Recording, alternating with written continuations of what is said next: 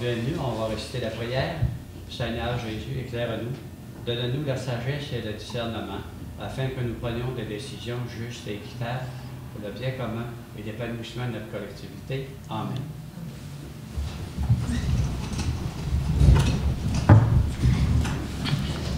Donc, on est le 3 décembre, dernier mois de l'année.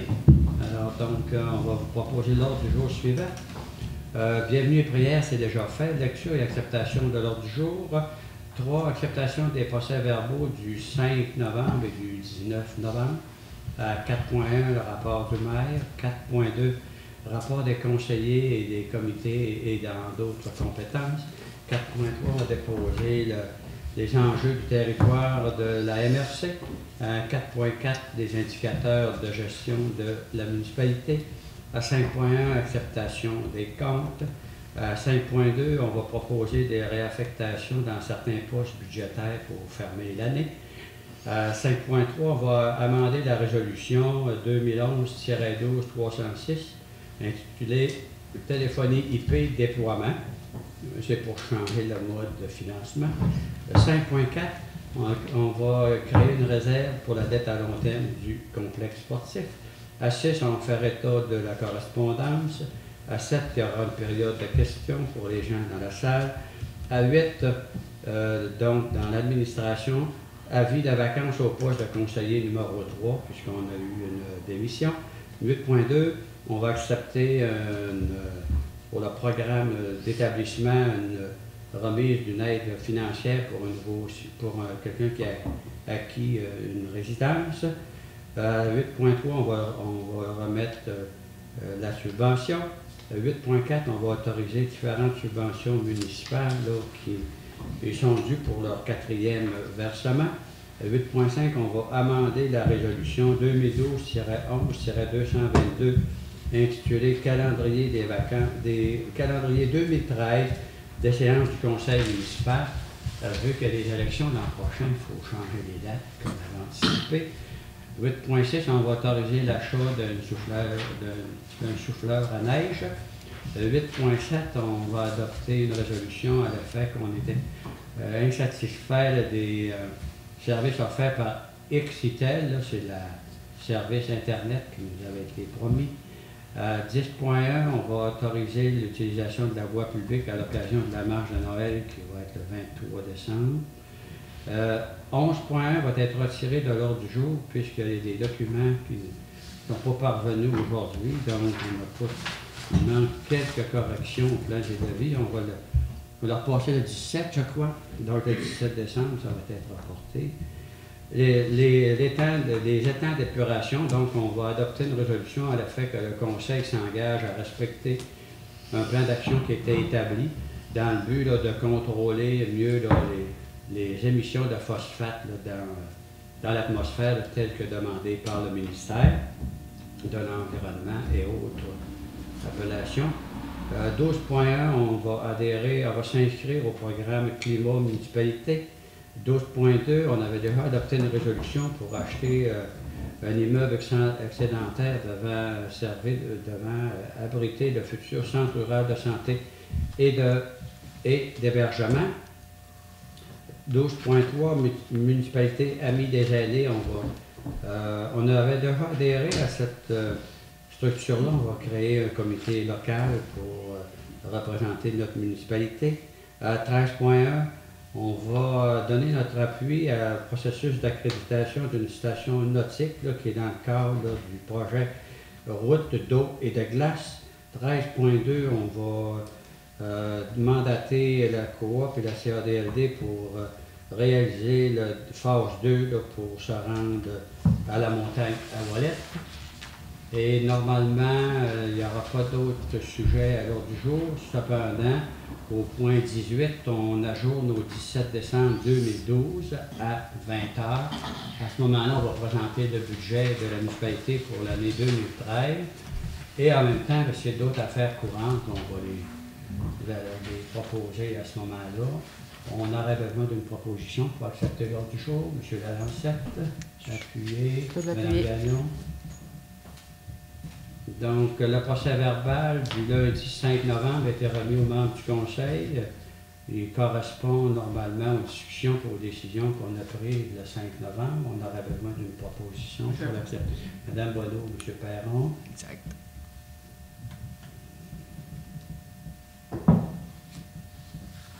Et l'autre est le 19 novembre, même situation. Donc, c'était surtout le rapport du maire. Il y avait 3 ou 4 autres décisions qui ont été prises. Je vais le proposer. M. Perron, M. Simard.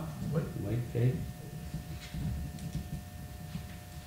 Donc, ça pourrait comme compléter pour ces éléments-là. Alors, donc, le rapport du maire, le 5 novembre, je suis présenté à la MRC pour rencontrer M. Denis Trottier dans le cadre là, de toute la problématique de la forêt. Donc, entre autres, on a abordé des sujets comme la réduction des garanties d'approvisionnement, l'impact du nouveau régime forestier sur les travailleurs et aussi pour l'ensemble du niveau d'emploi dans notre région. Et aussi, j'ai fait part de nos hésitations là, concernant la réserve aquatique qui, elle aussi, contribue à réduire les garanties d'approvisionnement des entreprises dans notre secteur. Le 6 novembre, j'ai rencontré Cevimec BTF en raison d'une demande de révision de taxes résolue. Donc, j'ai fait valoir notre point de vue, puis éventuellement, on va devoir regarder ce dossier-là. Le 8 novembre, j'ai accordé une entrevue sur la municipalité de la Dorée. On visitait aussi l'hôtel de ville, on rencontrait notre personnel au niveau de TVA Québécois et il faisait un reportage provincial sur les municipalités mono-industrielles telles que la Dorée. Quand je les ai fait part que nous, ça faisait 125 ans qu'on vivait de la forêt, on voulait continuer dans ce sens-là. Et éventuellement, il va y avoir un reportage télévisé, je crois que c'est cette semaine ou la semaine prochaine. Le 10 novembre, on a participé naturellement à l'élaboration du budget de la MRC. Le 12 novembre, on a rencontré certains agriculteurs en regard de la nouvelle agriculture. Le 13 novembre, on a eu un conseil d'administration de la CADLD dans le but d'aborder les questions des terrains de la zone industrielle. Le 14 novembre, j'ai participé au comité d'incendie pour le budget 2013. Vous savez qu'on est en régie avec Saint-Pril et Saint-Félicien. Le 17 novembre, on a eu droit au niveau de la MRC une présentation sur la proposition d'avoir un préfet au suffrage universel. Je pense que vous êtes au courant de mes hésitations dans ce dossier-là. Dans le 20 novembre, on a eu un premier projet de révision du schéma d'aménagement. Dans ce dossier-là, il y a un enjeu important pour la municipalité en regard de la zone industrielle et aussi de l'expansion de la zone conservation dans les anciens terrains, lots de colonisation qu'on appelle les TPI. Alors, plus tard, j'en parlerai là, dans la correspondance. Également, on a participé au conseil d'administration de la résidence Dorée. Le 22 novembre, on est allé rencontrer l'Hydro-Québec pour le projet de ligne de transmission là, entre la Dorée et Pointe-des-Îles. C'est un projet de 837 millions. Alors, on a indiqué à Hydro-Québec qu'on avait toutes sortes de facilités à la Dorée puis qu'on était favorable à ce dossier-là. Le 23 novembre, j'ai participé à la conférence de presse de produits forestiers résolus où il annonçait des options en formation des pâtes et papiers à Saint-Félicien. Le 24 novembre, on a assisté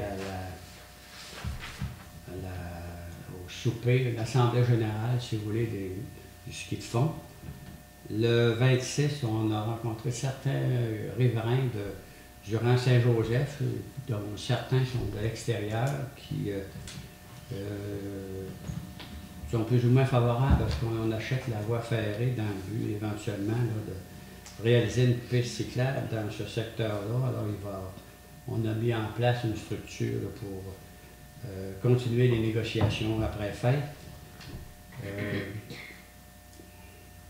Le 27 novembre, j'ai participé à une réunion de la table de concertation sur l'agriculture et la relève. Je crois que M. Simon va être en mesure d'en parler un peu plus que moi. Et finalement, le 2 décembre, bon, là, on a participé à la guignolée, mais il y avait d'autres activités en même temps. On recevait les nouveaux arrivants, puis également on soulignait les naissances. Alors certainement que Mme Bonneau nous en parlera.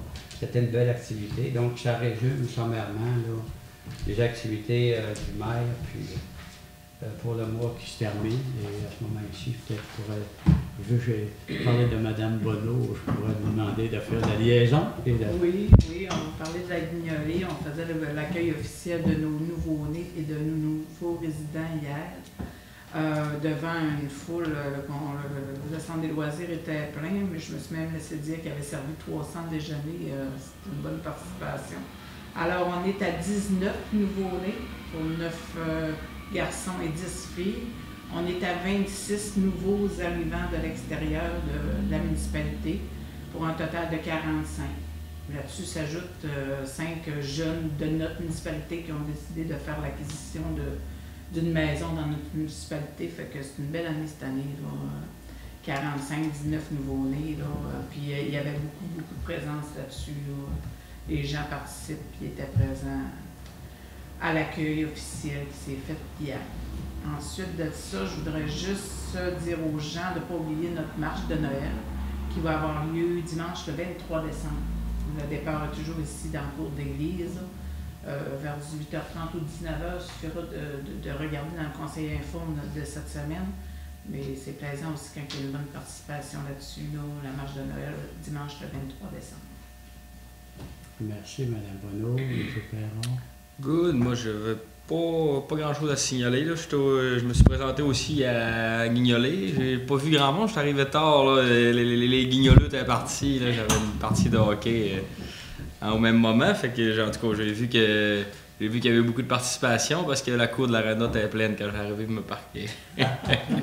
Fait que j'ai remercié tout le monde qui a participé. Puis avec les quelques personnes que j'ai rencontrées, là, ils étaient bien satisfaits du volet communautaire. Je sais pas comment ça a été pour la collègue de la Guignolée, mais en tout cas, le volet communautaire, là, des échanges avec les nouveaux puis des nouvelles personnes. Puis tout le monde semblait bien enthousiaste à ce niveau-là. Puis je j'ai pas à part les réunions.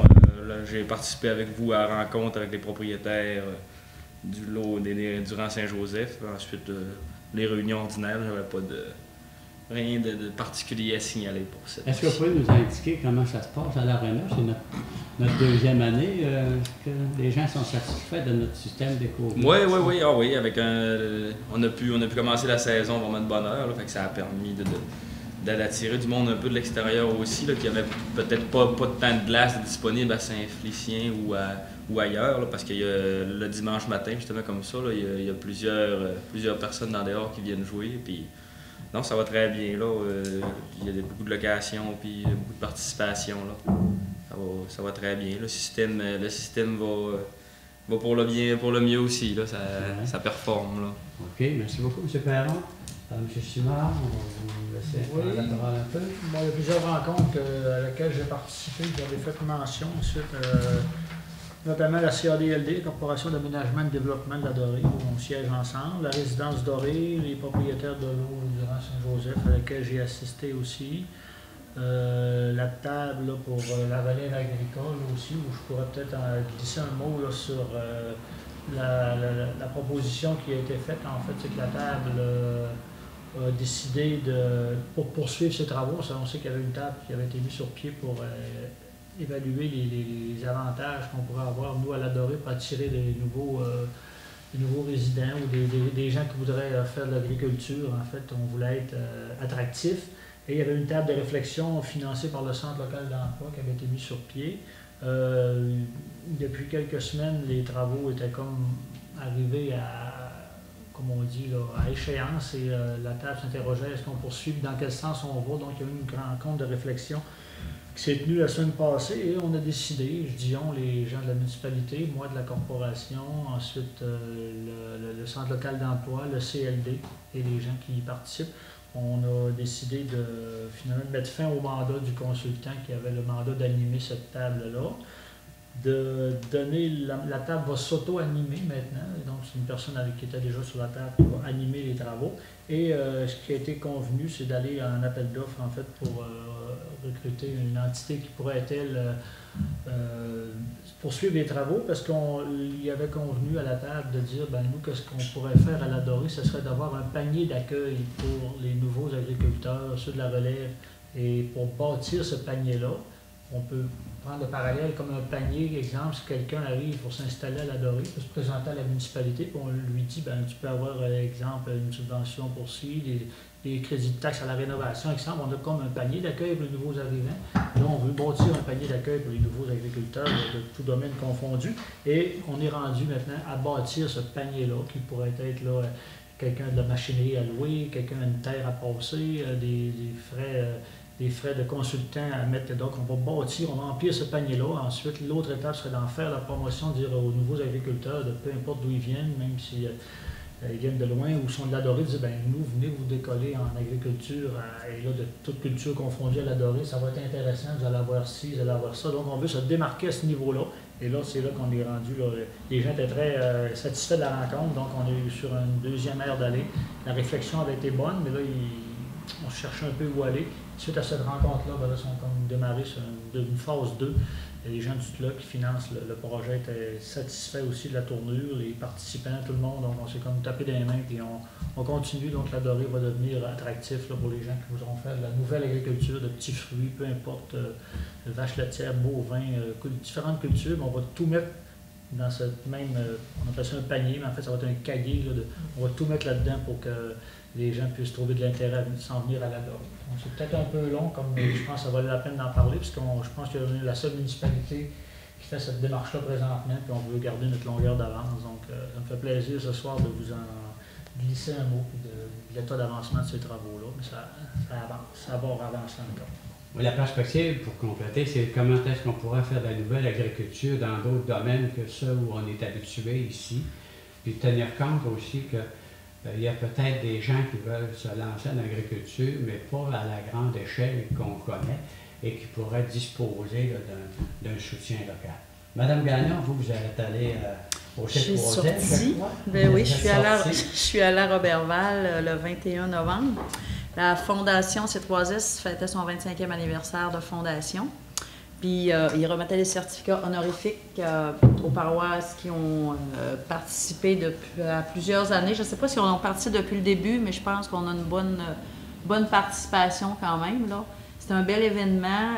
Dans 25 ans, ils ont ramassé 6 millions.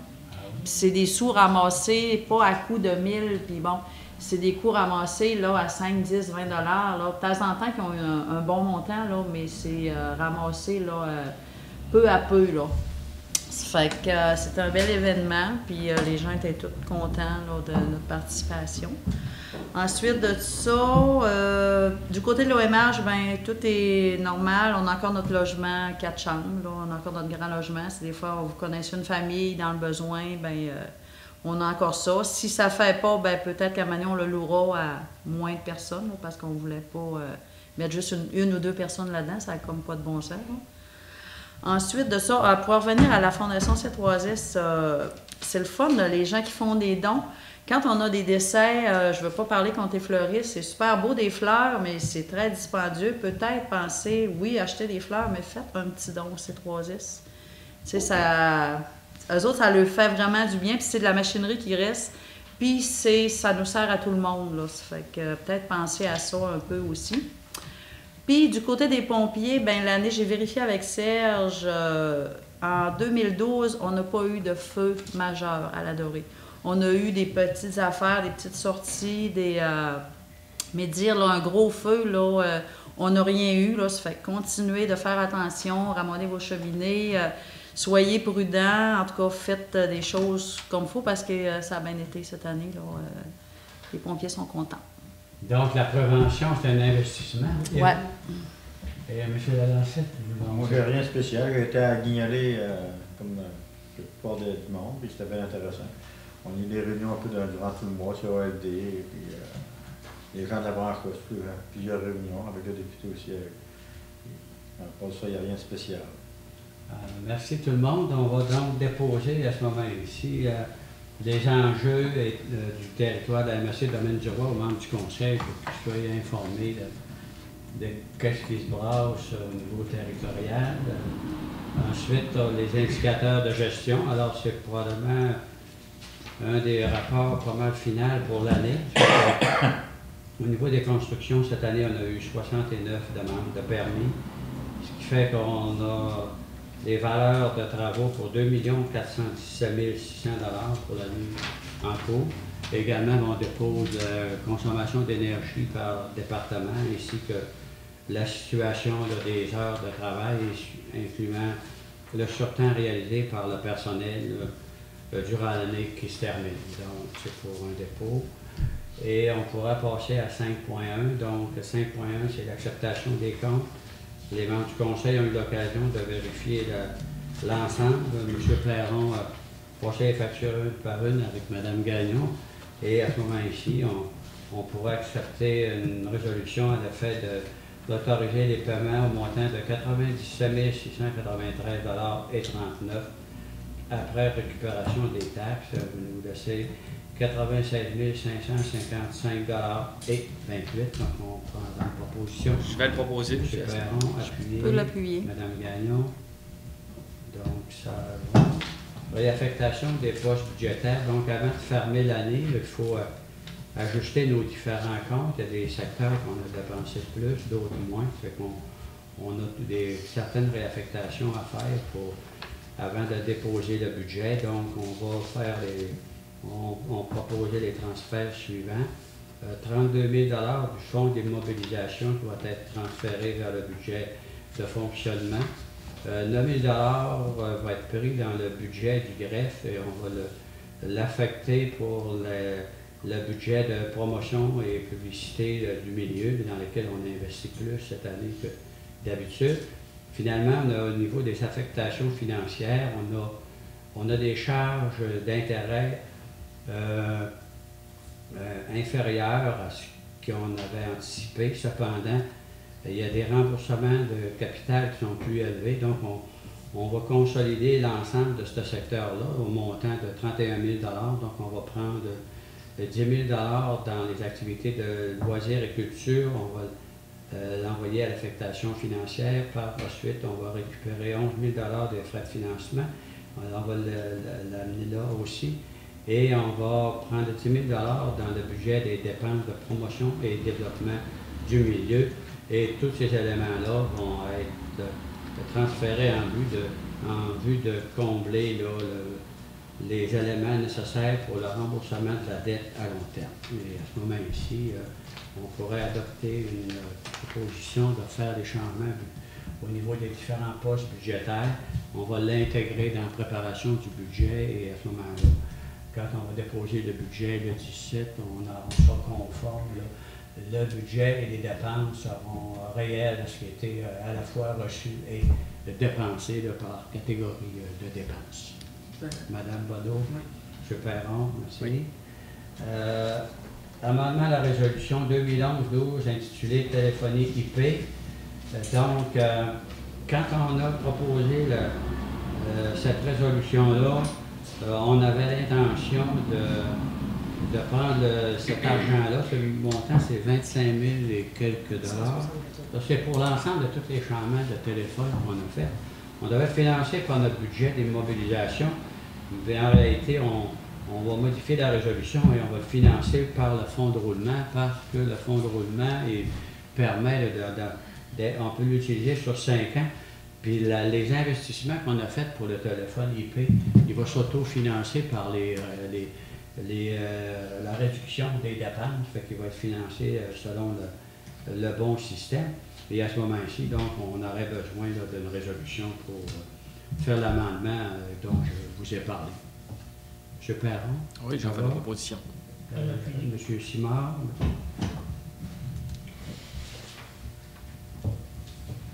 Création d'une réserve à long terme. Alors, en fait, pour expliquer à tous qu'est-ce qu'il faut faire, quand on a fait le projet de mise à niveau du complexe sportif, là, je pense que j'ai oublié la remise. Non.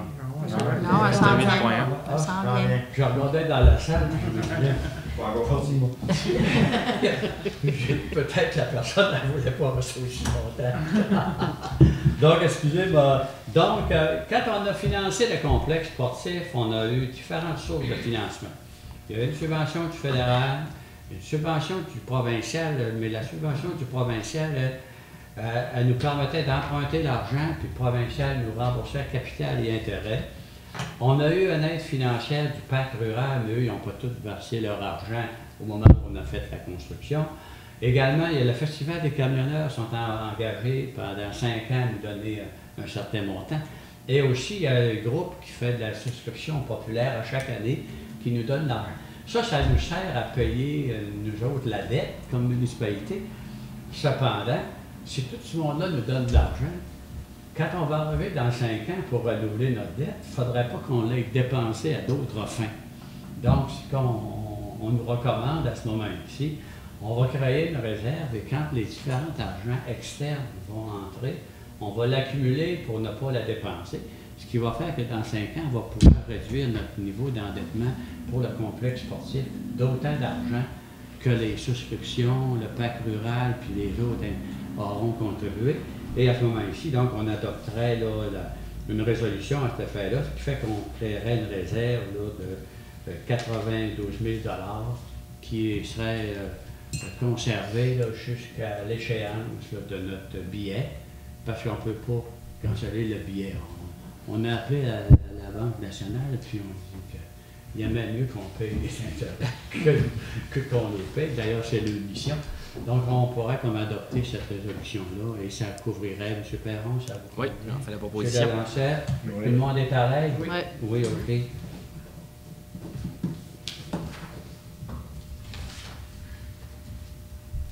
On est dans la correspondance et communiqué. Je voudrais mentionner à cet élément-là au Conseil 2 choses.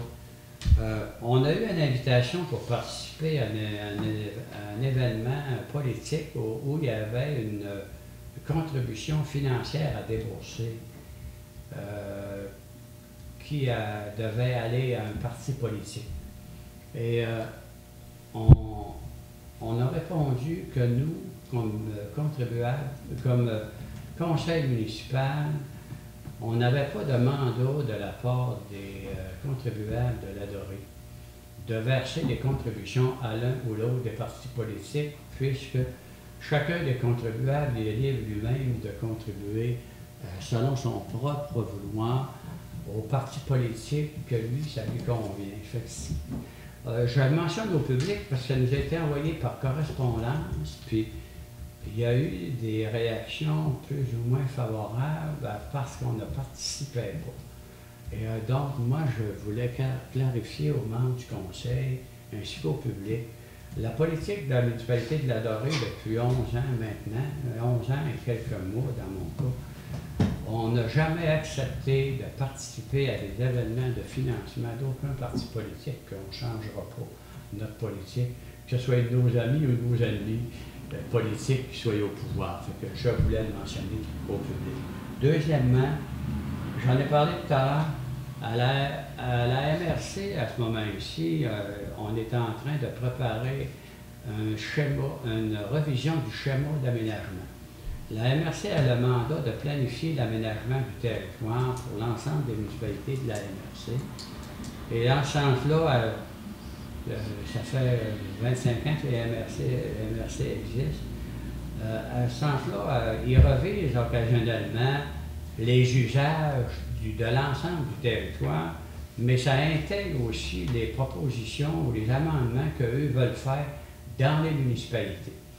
Et les municipalités, on n'a pas tout le pouvoir qu'il faut non plus pour s'objecter à des propositions qui pourraient venir de la MRC où finalement on est 9 municipalités, j'en ai parlé souvent dans des entrevues radiophoniques ou ailleurs, et souvent les positions qui sont adoptées à la MRC ne sont pas tout le temps dans le sens des intérêts d'une municipalité comme la Dorée. C'est dans le schéma d'aménagement qui est proposé, pour lequel on va demander le vote le 11 décembre, il y a deux propositions qui ne font pas l'affaire du conseil municipal. Premièrement, il y a une proposition de réduire les espaces industriels de notre municipalité que nous, on avait acheté du gouvernement en 2004 pour permettre l'expansion de Résolu, qui est la compagnie existante dans le moment.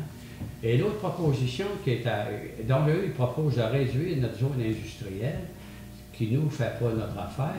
Et l'autre proposition, c'est que les blocs de l'eau intramunicipaux, qu'on appelle en général les TPI, il y a un gros bloc ici, en arrière de l'usine de l'Adoré, mais aussi en arrière du zoo, qui s'appelle le bloc Saint-Félicien-l'Adoré. Je n'ai pas la superficie, je pense que c'est au-dessus de 700 hectares. Il y a des propositions pour que ce bloc-là devienne conservation. Conservation avec usage récréatif léger. C'est une proposition qui vient suite à une demande du CCBB. Et nous, on veut s'objecter à cette expansion-là parce que si on met conservation, ça va faire en sorte que ça va créer des contraintes supplémentaires au niveau de l'agriculture, pour les senteurs, pour le bruit, pour la poussière. Puis ça peut aussi impacter le développement futur que nous, on envisage pour l'Adoré dans notre zone industrielle, que non seulement on veut réduire, mais si en plus, il y a des objections, parce que quand on opère une usine, quand il y a de la machinerie lourde, des camions, etc., ça fait du bruit. Ça fait du bruit dans le jour, ça fait du bruit la nuit. Donc, nous, on a le conseil municipal, s'il n'y a pas d'amendement dans ces propositions-là, le 11 décembre, moi, comme membre du conseil de la MRC, je vais voter contre. Cependant, on a écrit à la MRC pour leur indiquer qu'on avait des objections et qu'on voulait mettre sur pied un comité pour dialoguer sur des compromis qu'on pourrait faire, des compromis qui n'auraient pas pour effet de nous donner des contraintes supplémentaires, soit dans notre développement au niveau industriel, ou encore de créer des ennuis supplémentaires aux agriculteurs qui en ont eu suffisamment dans le passé avec les senteurs, les odeurs, les distances d'épandage, etc. Donc, je voulais dire au public, parce que c'est certainement un sujet sur lequel il va y avoir des importantes négociations entre la municipalité de l'Adoré et la MRC du domaine du Roy. Donc, est-ce qu'il y a une période, on est à la période de questions, il y en a un autre à la période à 17, fait que s'il n'y en a pas, on passerait dans la remise, là, on donnerait d'abord 8.1. On donnerait à 8.1 l'avis de vacances au poste de conseiller numéro 3. Vous savez que Mme Marjolaine Simard a remis sa démission lors de la dernière rencontre du conseil. Comme le conseil a la possibilité de ne pas aller en élection, puisqu'il y a moins d'un an, les prochaines élections sont prévues le 3 novembre 2013. Donc, à ce moment-ci, on demanderait à Mme la secrétaire trésorier de constater que le poste est vacant et aussi d'indiquer que le conseil n'a pas l'intention de procéder en élection pour combler le poste vacant. Et à ce moment-là, il faudrait qu'on le propose par un ou l'autre, Mme Bonneau, Mme Gagnon, ça va? Oui. Et ça nous permettrait donc d'accepter la demande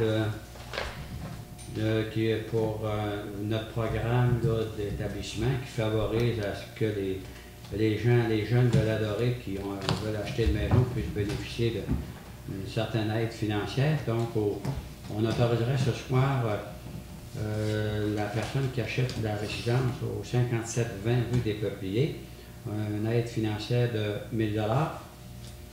Et donc, la demande a été revue par l'administration, puis c'est conforme. Bon, il s'agirait de l'approuver. Oui. Mme Bonneau, M. Lalancette.